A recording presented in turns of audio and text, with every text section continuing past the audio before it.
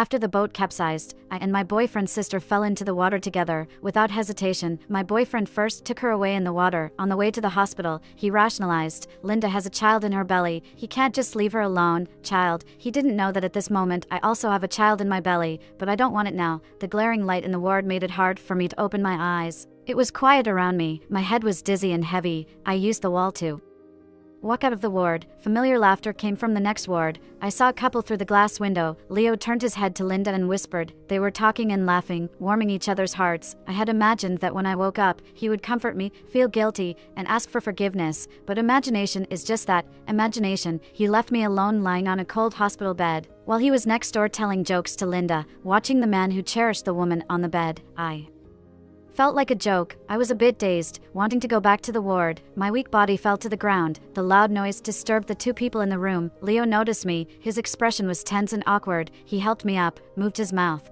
but only said, You're awake. Why didn't you tell me? How could I tell you? Tell you how scared I am, how cold I am, how uncomfortable I feel.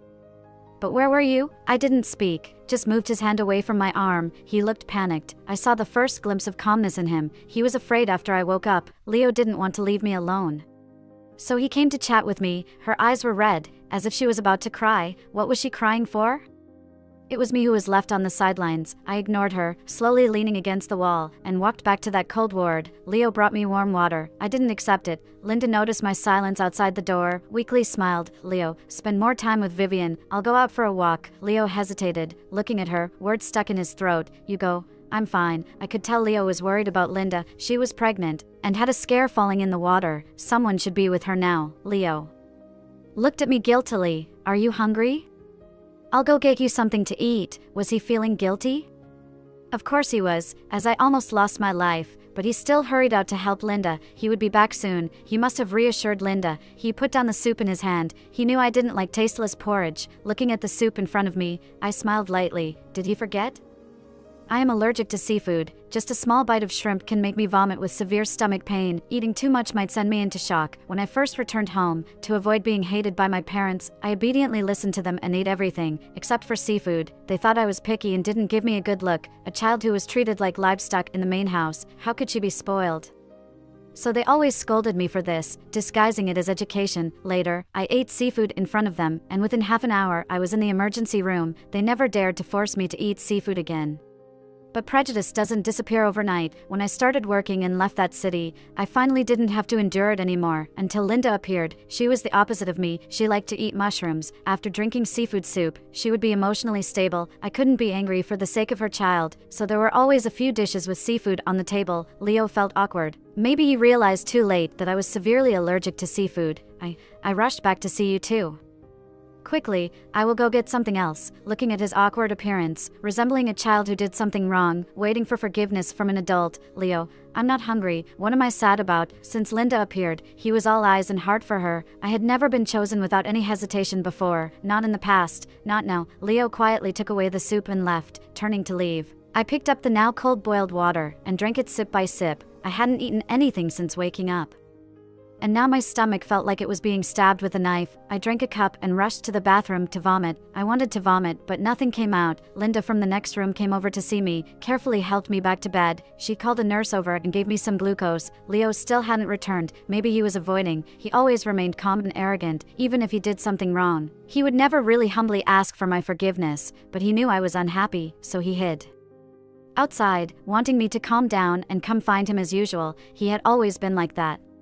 But this time he was bound to be disappointed. I wasn't angry. I didn't even shed a tear. I had gotten used to it. Disappointment time after time was destined to bring despair, especially since I didn't have many days left to live. Linda was Leo's childhood sweetheart. Linda came from a rich family, excelled in studies since childhood. She was the child everyone else looked up to, elegant in appearance, gentle in temperament. I knew about her when I was with Leo. She was the crush he once chased after. I found out about it in his hidden photo album. In the photos, she transitioned from a child to a mature adult, from baby talk to standing elegantly, always smiling warmly and brightly. I questioned Leo about it. He just argued that he treated Linda like a sister. But would a brother write shy love letters to his sister? The drowning incident happened in the gloomy autumn. Linda was pregnant, emotionally unstable, so we took her to the lake for a walk. It was a small wooden boat. Carrying 4 people, midway, she felt discomfort in her stomach. The boatman urgently moved towards the shore, and the boat capsized. Leo could swim. He swam towards Linda without hesitation. I was so cold in the water, but my heart was even colder. We were rescued by lifeguards. He carefully held Linda in his arms to warm her. He comforted her that everything was all right and safe. He trembled, protecting the child in Linda's belly, praying that her child was safe. He exuded panic and helplessness all over. And me? I was shivering alone in the cold. How I wished I hadn't seen that scene. At that moment, I wished that I had drowned right in front of him. I wanted him to live with guilt and regret, suffering and agony. I wanted every time he saw that lake, to envision my drowning figure in front of him. Unfortunately, the ambulance arrived too quickly. We were taken to the hospital. In the car, he held me, trembling all over, apologizing to me. "Vivian, it's okay, I'm here." I lay there weakly, unable to calm his fearful heart. From my perspective, Linda had fallen into a coma. She lay there with her eyes closed, her face pale and translucent, her delicate body like a fragile piece of paper, lying on the bed. Linda was in a coma. I gently reminded Leo. He turned around and noticed Linda's condition, turning to the doctor to inquire about her situation. At the sound of Linda's name, he rushed over like a dog smelling meat. This man. He had an astonishing sense of justice and responsibility towards his brother's girlfriend. His care and protectiveness towards Linda had long been overflowing. I used to willingly believe his explanations, but now I could no longer deceive myself. I subconsciously touched my stomach. "I'm sorry, baby. Mommy has to give you up. Mommy doesn't want you to be born into a world without love." Inside me, a little life was growing, but I had stomach cancer. I didn't have much time left, but I loved Leo. We had always wanted a child, and we had been hoping for this child for 2 years. Without much hesitation, I decided to fight to stay alive, to leave our love's creation in this world. But Linda's arrival hit me like a blow to the head.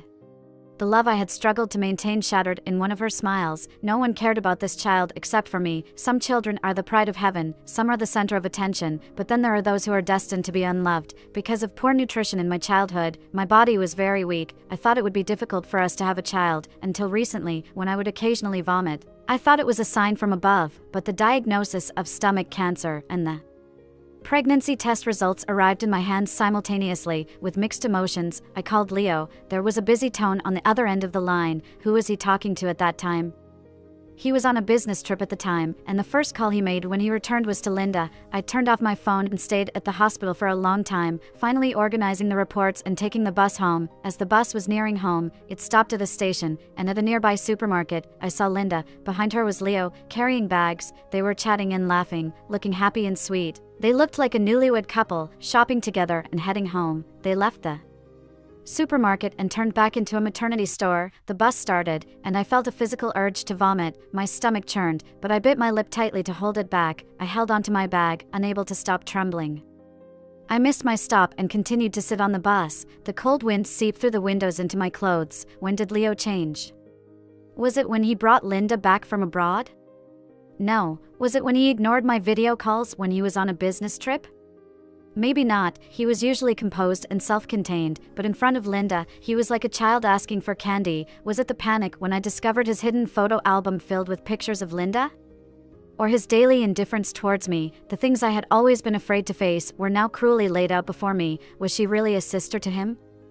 Or a new lover? As the bus reached the final stop, the driver urged me to get off. I got off aimlessly and started walking back. A pretty young girl suddenly stopped me. She blinked her clear, innocent eyes and handed me an exquisite gift box. "Would you like to try our new pudding? It's known to bring happiness." I raised my head, realizing I had passed by a dessert shop. I opened the box, took one and put it in my mouth. It was delicious, but despite its sweetness and softness, tears streamed down my face. The girl thought she had done something wrong, and I quickly put away the box and fled. I cried outside for a while before finally returning home. As I opened the door, I ran into him sorting the shoe cabinet, apparently just returning. "Why are you back so late?" "Work stuff. I quit my job," I whispered silently in my heart. He never showed much concern towards me, just wrapped his coat around me. "Winter is coming, so put on more layers when you go out." I still held a faint hope in my heart towards him. "Let's get married. Let's wait a little longer." He didn't hesitate at all. Perhaps finding his tone too cold, he added, "After this period, let's get married in Finland. I'll give you a romantic wedding." His eyes lit up with anticipation as he said those words. I knew he wouldn't lie, at least not at that moment. But why not now? He sighed and took my hand. "Vivian, you know, the company has a lot going on lately. I admit, I'm not as important to him as Linda. And I can't even match up to his work. I always rank last in all his choices. I raised my head, wanting to ask him, what if I were pregnant?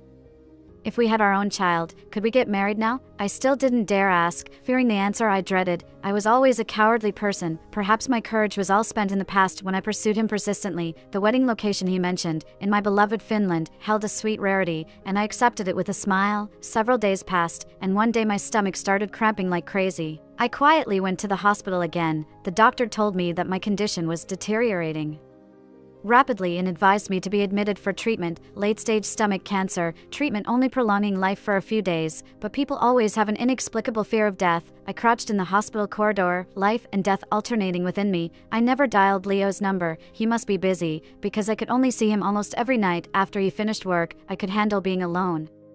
I recalled the 2 times in my life when I fought back. The first was against the human traffickers who abused me, my former father. The second was against the raging disease. At that time, I firmly believed I could defeat it, that I could give birth to a child. I admit, I had a gambling spirit. Even during that period, I was looking forward to the little life inside me, and to the happy expression on Leo's face when he became a father. It was only after falling into the water that I realized how ridiculous I was. My child, when born, was destined to be unloved. Pregnancy always brings mood swings, and I was no exception. Leo seemed to make up for what he owed me, cooking for me by hand. I didn't even have the qualifications for such treatment before, but I don't want to eat. He fed me a rolled egg patiently, coaxing me to eat. There was a hint of worry and pleading in his expression. I resisted the churning in my stomach and ate one. What if I died in the water that day? I don't know how to swim. His face fell, telling me not to say such unlucky words. He emphasized again, I won't let you die. Yes, you won't let me die, but you won't save me either. It's rare for me to be so obstinate. And he fell silent. When I thought he wouldn't talk to me, he spoke. If you die, I will accompany you. You can't bear to leave her. You won't leave Linda until she gives birth to her child. You still have your brothers, your parents. You have Linda and her child. You can't bear to leave. Leo is just a big liar. That night, I had a dream, a very long dream, a dream mixed with reality. It was like watching a movie, showing me those years buried deep in my memory. It was the first time I saw Leo, such a handsome young boy, in a dog cage. Other children were crying or wetting themselves out of fear, only he remained silent, in the corner. My father said he was mute. The people who came to buy ignored him, and in the end, he was abandoned in the cage. No one wanted to buy a child his age who was also mute. My father said his face was good looking, and they could chop off his limbs and put them in a large jar for performances. I told Leo what my father said, trying to scare this mute boy. He opened his mouth and asked if I wanted to leave with him. Without me, he wouldn't find a way out, he said. Like him, he was also abducted. I panicked and wanted to deny it. He said, where are the parents who treat their child like livestock? Outside the city, my biological parents are waiting for me, he said. All parents love their children. Pudding, candy, warm clothes, hot food. The world he described was like a dream, escape, and you will be reborn. I agreed, because I remembered how, in the past, my father, drunk, would take out his dissatisfaction with life on me. I was often beaten and locked in a dog cage. He said I was lucky. No matter how hard he hit me, I wouldn't die. One night, I overheard him discussing with others about using me to bear children once I was old enough. Instead of the beatings, I was more afraid of being torn apart by those grim men. 2 days later, the plan was successfully executed. The village was ablaze. Everyone busy fighting the fire. My father told me to look after the children in the dog cage. I untied Leo. We changed clothes, sneaked out along the path in the dark, and saw the road only after walking through the mountains for 2 days. We were saved. It had been a while since my last visit to the hospital. I had to rely on medication to ease the pain due to the spread of cancer cells. Leo's business trips became more frequent, and his time at home grew shorter. He wouldn't notice my condition. On Linda's birthday, Leo specially rushed back. I had never celebrated a birthday before escaping the mountains. No one cared about a commodity's birthday. They only measured how long the commodity could be sold. Besides, who knew when a kidnapped child was born?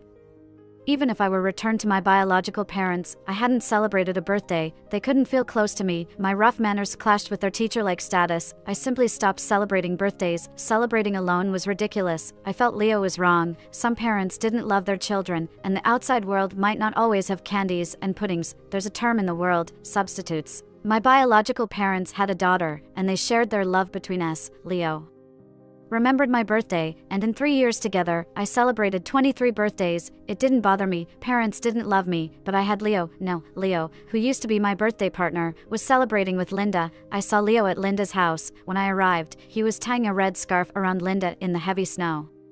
They hugged tightly, like lovers reuniting after a long separation, silently expressing their longing for each other. Our house was only a few meters away from Linda's. Linda was the preferred choice. Leo saw me and released Linda, running towards me. His embrace, infused with Linda's scent, trapped me in place. "Vivian, I missed you so much," he said, embracing me tightly, almost breaking my fragile body. After celebrating Linda's birthday, he took me home. Like a magician, he brought out a bouquet of bluebell flowers. It was my favorite, symbolizing the land I longed for. Even though I didn't know how he got them in winter, today was nothing special. No need to buy these things. I carefully placed the flowers in a vase. It was a pity. Once plucked, they were destined to wither soon. This always reminded me of my illness. The worsening and withering were just a matter of time. We lay on the bed. He held me from behind, burying his face in my neck, his voice muffled. "Vivian, you've lost so much weight."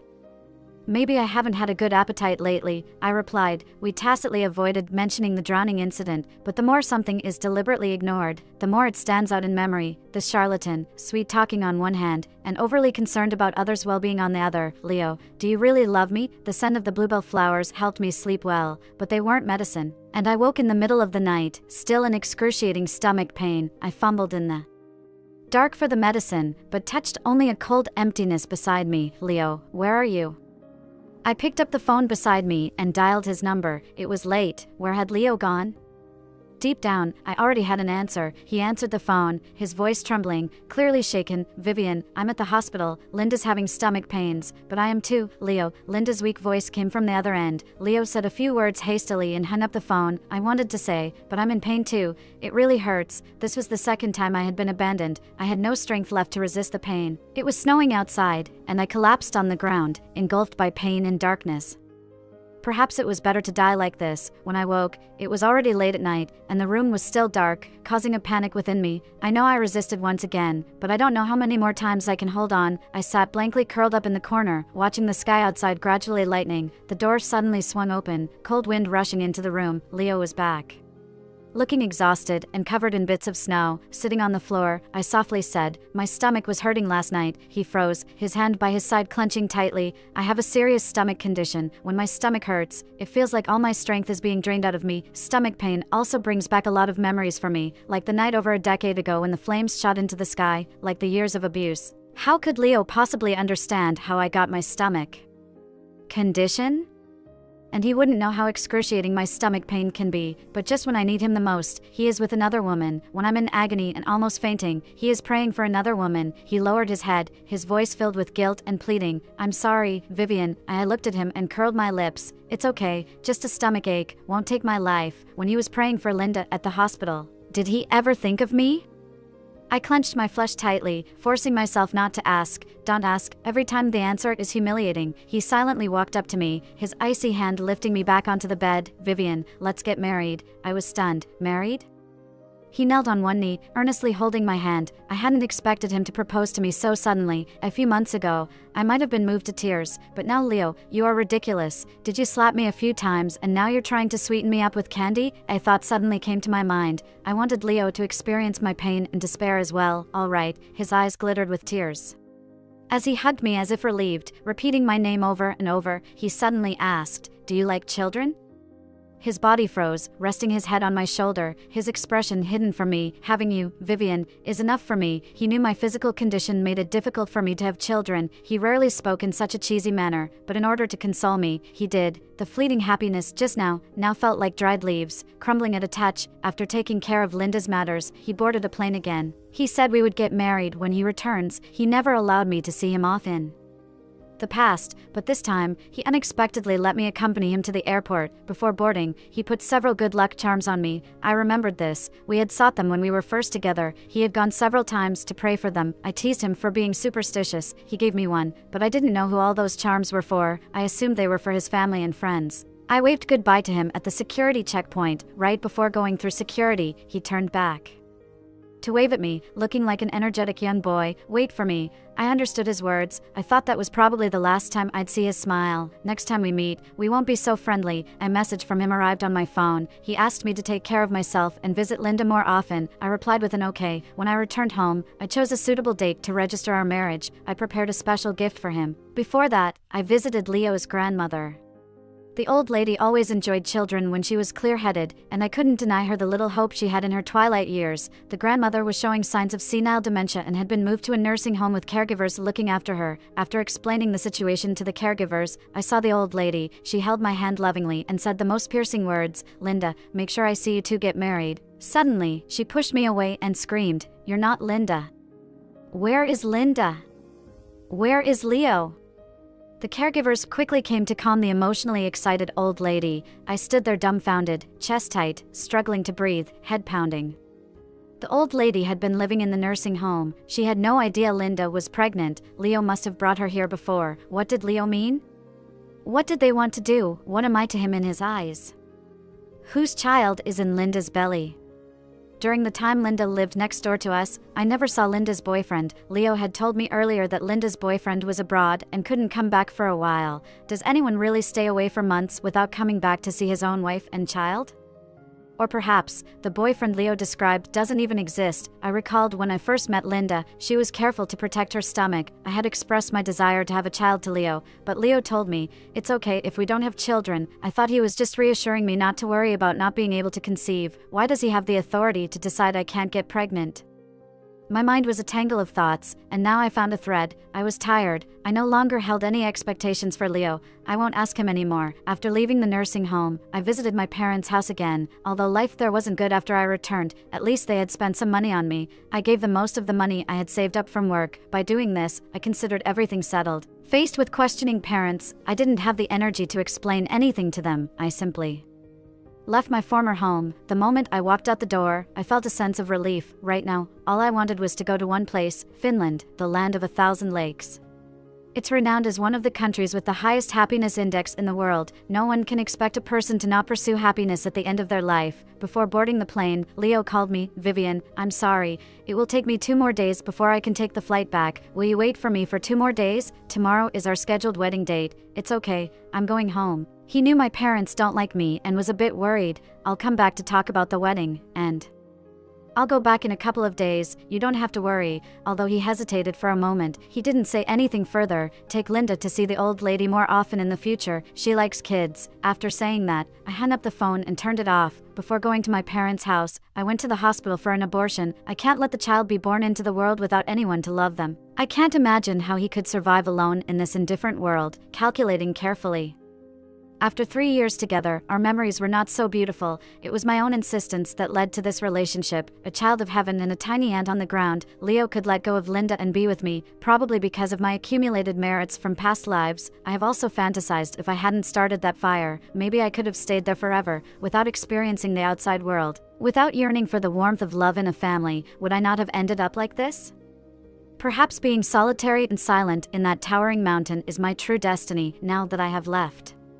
They are the ones who truly complete each other. In these short 20-some years, I have seen quite a bit of this world. As the plane gets further and further away from the ground, I watched the city getting smaller and silently said goodbye, goodbye forever. Leo's epilogue. The first time I saw Vivian was in that cage full of children. I was inside the cage, and she was outside. At first glance, I could tell she was also a child who had been abducted. I lured her with the fascinating world outside. We escaped from that village, saving numerous children in the process. As our paths crossed more and more, I couldn't deny that I was falling for her, but I was an undercover police officer, as was Linda, and Linda's husband too. We grew up together from a young age. One of us had to go undercover abroad, and it was supposed to be me, but Linda's husband secretly applied to go instead. In the end, he went alone, and Linda and I stayed behind to assist locally. My public identity was that of a company CEO, which allowed me to frequently travel abroad. Vivian was unaware of all this. When she pursued me fiercely like a wildfire, I couldn't reciprocate. Because of my true identity, my life could be in danger at any moment. Moreover, once the identity of an undercover narcotics officer is exposed, those close to them are also at risk of brutal retaliation. I have witnessed firsthand the horrific aftermath of retaliation against police officers' family members, but her pursuit was too intense, and I also deeply loved her. We ended up being together, however. Compared to our few years of sweetness, Eric staying by the drug lord's side was in a very dangerous situation. After a data exchange, I received information about the factional fighting within the drug trafficking group where Linda's husband was. He died, but other undercover officers also gained more information from within the internal strife. I couldn't bring myself to inform Linda of this news, however. Since she was the one coordinating with me, she received the information too, before Leaving, her husband asked me to take good care of her and her unborn child in the country. Now that he's in trouble, I am very worried about Linda and her child. I brought Linda to my side to take care of her. Her emotions were very unstable, and I could only comfort her constantly. During the boat accident, I had only one thought in my mind: to save Linda and her unborn child. I couldn't face Vivian because I had broken our previous vows. I hid my inner panic and explained to her that Linda was still carrying a child. I looked at the sorrow and disappointment in her eyes, at a loss for words. I didn't know how to explain it to her. I could only hope she would understand me. In the hospital, Linda woke up first, having had a nightmare, and on the verge of breaking down emotionally. I had to go to the next room to watch over her and prevent her from doing anything foolish. To calm her down, I softly told her about the funny things her husband used to do. It seemed to remind her of the sweetness they once shared, and she quickly started smiling happily. It also made me reminisce about the past. I had once pursued Linda as fervently as Vivian pursued me. I also felt regretful at one point, but as time passed, I let go of it. The foolishness of the past was locked away with those photos and love letters in an album. I met Vivian and found my lifelong love. Vivian revived the dust-covered past, and I didn't want her to misinterpret things. So I explained that I now only see Linda as a sister. I felt a bit annoyed that she brought it up later on. Vivian was understanding and didn't bring it up again. Suddenly, there was a noise outside the door, bringing me back to reality. I walked out to check. Vivian had fallen to the ground, and I rushed to help her up. I felt nervous and lost, as she must have seen everything just now. There was no sadness or blame on Vivian's face. She simply moved my hand away and went back to her room. Linda followed and said she wanted to go out for a walk, afraid that she might get into trouble alone outside. I made up an excuse to follow her out. I quickly comforted Linda's emotions and brought back a bowl of soup. I didn't know it at the time, but the soup contained seafood. Vivian's expression was so numb that it frightened me, so I quickly disposed of it and left. I reassured myself that Vivian's anger would eventually dissipate. I hoped she would give me a way out, but instead of receiving a way out, I was assigned to go abroad once again. This time, I brought back good news. Our operation had begun. The information unearthed after Linda's husband's incident was enough for us to launch our operation early, ensuring its success. As soon as I landed, I called Linda to share the good news with her. She was delighted, and upon my return, I didn't see Vivian. Instead, I went shopping with Linda and bought her many things. It wasn't until the evening that Vivian returned, looking desolate, out of the blue. Vivian proposed to marry me. I told her to wait a bit longer. The situation was urgent now. I had to wait until we finished our operation and earned enough merit to apply for retirement. I promised to give Vivian a grand wedding. By then, Linda probably had given birth. Emerging from her sorrow, as things were wrapping up, I had to frequently leave Vivian's side. On Linda's birthday, I rushed back and, following a list given to me secretly by Linda's husband before he went abroad, I presented her with a red scarf on his behalf. Linda cried when she saw the scarf, and I held her tightly, comforting her. Then I saw Vivian standing at the door. The joy of reuniting after a long absence made me embrace her tightly. I noticed she had become thinner. Her fragile body seemed like a delicate kite, ready to fall at any slight external force. Her mind was heavy. I knew that. The events of these past times had surely left scars on her heart, but it was not yet the time to confess everything. Even though she rarely contacted me now, from constantly revolving around me in the past to being silent now, I couldn't explain everything to her. During the night, I received a call from Linda. I glanced at the peacefully sleeping Vivian and hurried over. Fortunately, Linda and the children were fine, but Linda needed to stay in the hospital for observation. When Vivian called, I answered, but was called away after a few words, and I didn't get to hear what Vivian said in the end. When I returned home and saw distraught Vivian on the ground, the suppressed panic overwhelmed me. I felt like I was about to lose the girl in front of me. Without a ring prepared, I proposed to her. There was no surprise and happiness on her face as I had imagined. It didn't matter, as long as I locked her in marriage. Someday, I would confess everything to her, and she would forgive me. It didn't matter. It was all coming to an end soon. On my last departure, I thought that when I returned this time, I would be able to go to Finland with her to get married. Before leaving, I hung all the talismans on Vivian. I hoped to come back safely. If I couldn't make it back safely, these talismans must protect my Vivian for me. Vivian once laughed at me for having so many talismans, saying it was because I knew I had a mission to carry out. I was afraid of death. I didn't want to leave Vivian alone. When it was almost time to go back, there was a slight accident, and I had to return 2 days later. I called Vivian to apologize, and she told me she was at her parents' house. She told me to take Linda to visit Grandma more often in the future. I was about to continue asking when she hung up. By the time I finished my tasks and returned to the country, I never saw Vivian again. In the dim room, scattered various puddings and medicine bottles. There was a delicately packaged gift box on the cabinet in front of the bed. On top was a pregnancy diagnosis report. I was so happy I almost jumped up. wanting to tell everyone that I was going to be a dad, our long-awaited child. I never imagined that she would terminate our child. Does she hate me?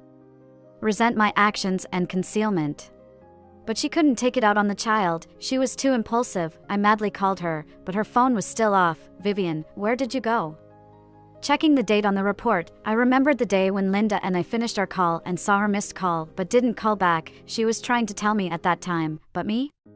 I took away her love and time, and used more time to take care of Linda. I asked a friend to check Vivian's itinerary and learned she went to a nursing home. On the day I called her, she had taken a plane to Finland. I learned what happened that day from the nurse. The old lady knew my feelings for Linda before she got sick. I had even taken Linda to see her last time. I couldn't blame a confused old lady. I booked a ticket to Finland a few days later, deciding to go find Vivian. I wanted to explain everything to her. Linda called me, telling me the operation was successful. I didn't make it to the award ceremony, as I received a call from the embassy. Hello, are you Vivian's family? Her body was found in Willow, Finland. I didn't hear what he said next. I couldn't understand. He said Vivian's body, but just a short time ago, Vivian was alive and well in front of me. This must be a hoax. Vivian loved me so much. She wouldn't leave me alone like that. Linda accompanied me to Finland, and she identified the body. Linda said, "It's her." I didn't believe it. I couldn't believe Vivian, so timid, would die alone in a foreign country. I rushed into the morgue, seeing the lifeless figure on the platform. That face was devoid of life.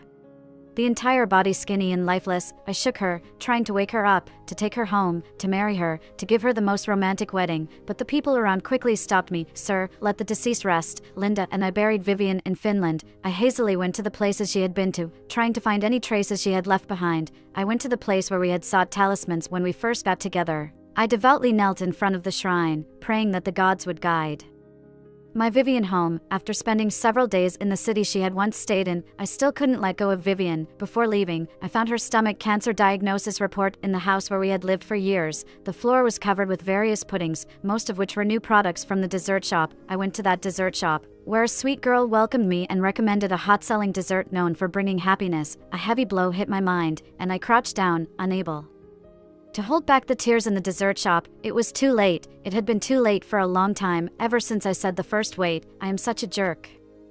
How desperate Vivian must have been back then. How painful stomach cancer must be. I'm sorry, Vivian. I finally admit that my beloved disappeared over time in the despair I brought her. When I returned to Vivian's side, the weather was nice, and the woods around the cemetery were blooming with her favorite bluebells. She must be hiding beneath, secretly laughing at my pain. I bought a small house around the cemetery.